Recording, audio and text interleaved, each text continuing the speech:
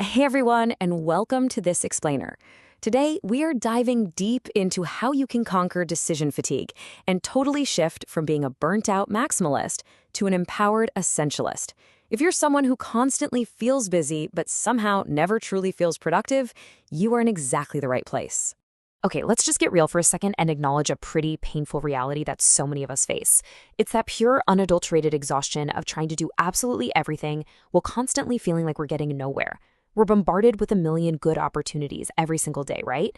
But by trying to tackle all of them, our energy gets hopelessly diluted. You feel stretched thin, overworked, and yet totally underutilized. And here's the thing you really need to hear. That feeling is not a failure of your work ethic. It's actually a symptom of making just a tiny microscopic millimeter of progress in a million different directions. Think about how we usually spend our energy. For most of us, it's like a starburst, shooting out a little bit of effort into a dozen different tasks.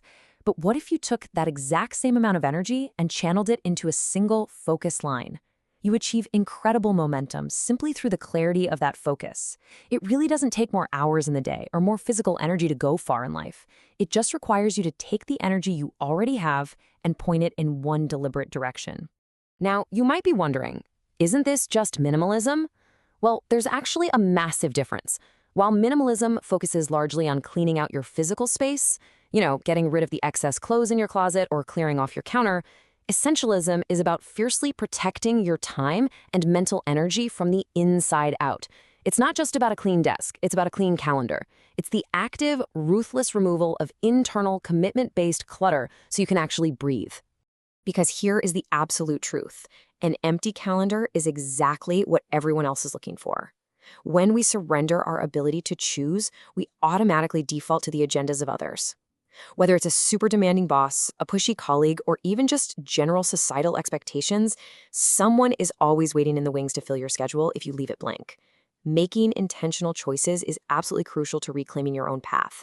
We have to stop saying, I have to do this, and start deliberately saying, I choose to do this. So, how do we get there? It starts with the disciplined pursuit of less, where we separate the vital few from the trivial many. To find those vital few things, you have to realize something counterintuitive. Past a certain point, just doing more doesn't produce better performance. It actually sabotages it. It's the law of diminishing returns. So, to ruthlessly filter your opportunities, start applying the 90% rule. Here's how it works.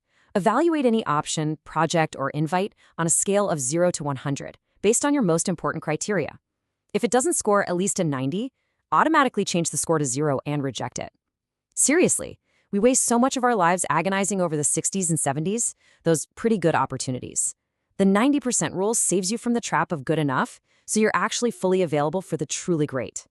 Once we know what's vital, we move on to eliminating the trivial many, which really comes down to the art of the no. Now, actively eliminating non-essential tasks is honestly the hardest part because it requires courage. It means saying no to people we genuinely like and respect. But remember, every single time you fail to say no to something non-essential, you are saying yes by default. The good news? Saying no doesn't have to be aggressive. You can build up a no repertoire to gracefully separate the decision from the relationship. A simple, silent, awkward pause can literally do wonders. You can use a soft no, set up an email bounce back, or simply say, let me check my calendar just to buy yourself some time. You can even use a little humor to deflect. By doing this, you're basically trading a fleeting moment of popularity for long-term, lasting respect. Let's look at it another way. Think about a group of hikers out on a trail. That entire group can literally only move as fast as the absolute slowest hiker. Instead of piling on Band-Aid solutions or just yelling at everyone to work harder, an essentialist looks for their slowest hiker. Ask yourself, what is the single biggest bottleneck in your process right now? Find it and make a one-time investment of time and energy to remove that specific obstacle.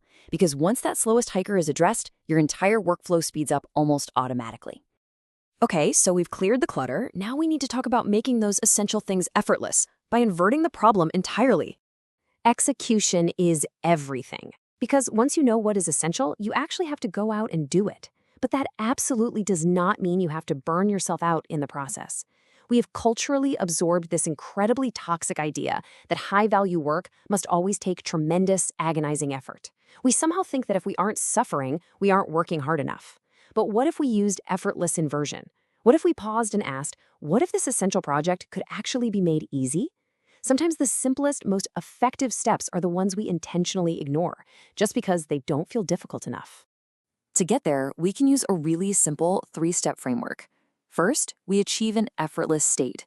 This means clearing mental clutter, letting go of grudges, and resting our minds so we are fully 100% present. Second, we take effortless action, finding the absolute minimum viable step to just get started without overcomplicating the whole shebang. And finally, we step into effortless results, where the actions we took begin to compound continuously over time, paying us ongoing dividends. And this distinction right here, this changes everything. Linear results mean you work an hour, you get paid for an hour. If you stop working, the results stop entirely.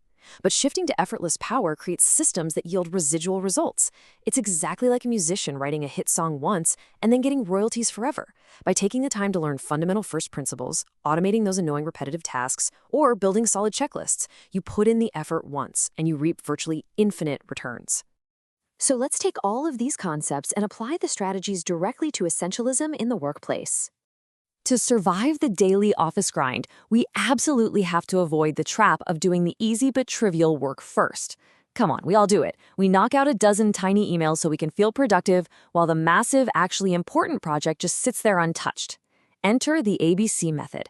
This forces you to identify your absolute top 3 highest impact tasks for the day, your A, B, and C. And here is the kicker. You must treat literally everything else as an avoid-at-all-costs list until A, B, and C are completely done.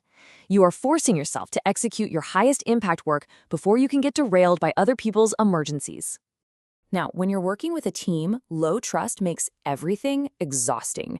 You have to take the time up front to build what we call high trust agreements. This means explicitly defining the 5 R's: the results you want, the roles everyone is playing, the rules or minimum standards, the resources available to the team, and finally the rewards for how progress is evaluated. By spelling on this out, you completely replace frustrating, suffocating micromanagement with incredibly clear expectations and shared goals. It's a one-time conversation that pays residual dividends in team harmony and pure execution. As we wrap up this explainer, I want to leave you with one final provocative thought to carry into your day. In fact, write this question on a sticky note and slap it right on your computer monitor. Ask yourself this question relentlessly. Whenever you're handed a new project or whenever you catch yourself endlessly scrolling on your phone, just pause and ask, is this the very most important thing I should be doing right now? Answer it honestly, apply the tools we've explored today, and just watch your life transform from overwhelming chaos into effortless clarity.